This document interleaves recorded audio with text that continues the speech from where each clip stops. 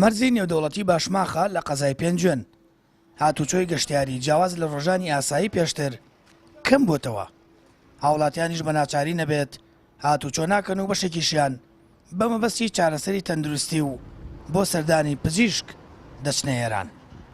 باقیقەتەن زۆرمان پێ ناخۆشە خی ئینشاءالله ئیسرائیل نابود بکە. من حقیقەت خۆم ماڵەکەم لە کێرەجە دەنیشم متە لە کوردستان بووم بۆ شێوەی کە ئاگام لێە وەزیەتی کێرەج و تارانەوە خۆش نییە. ئەنی تاران باقیقەتەن کەسی تیان نەماوە ئەکسەرە هەموو ڕۆیشتم بۆ شارەکانی تر. خەڵک زۆر هاتوچۆ ناکەوەکو پێشتر نییە بەڵامی در وڵاتە و شەڕی تیابێ و شەڕەش خەڵکێکی کەم هاتوچۆکە خەڵکێکی کەمی عێراقیش دەچێ بەوە دیوە کەمێک گیەت کەمێ ئەوەی بۆ ئیش بێت دیێت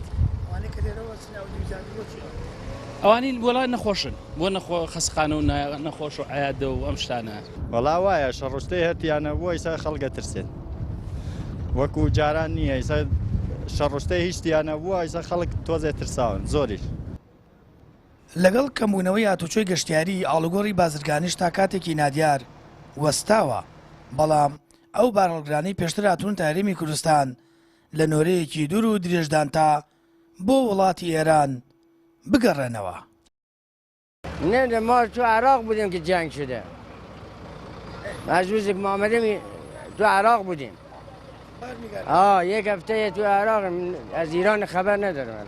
والله هاتوچۆ بین ئێران و عێراق هاتوچۆ بە عەم وەک جاران نەما هەمووی کەس بۆ تۆ ترانزیت و تەنکەڕۆمانە گشتی وەستاوە نە عێراقیەشێ بۆ دوانە ئێرانیە بەم دیوە هەتامە ئەوەی ئەم بارانەمی کۆنتێنەرە لە عێراق بۆ ئەگەڕێنەوە بۆ ئێران ئەمانە ئێرانین ئەگەر عێراقی ناتوانە بڕۆ هەتام بدەیەکی کاتی ڕاگیراوە.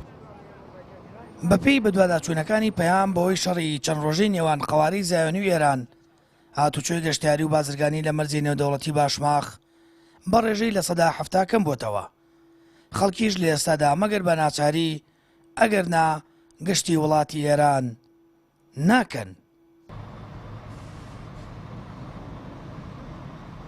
سامان فەتاح کەناڵی ئاسمانی پەیام مەرجی نێودەوڵەتی باشماخ.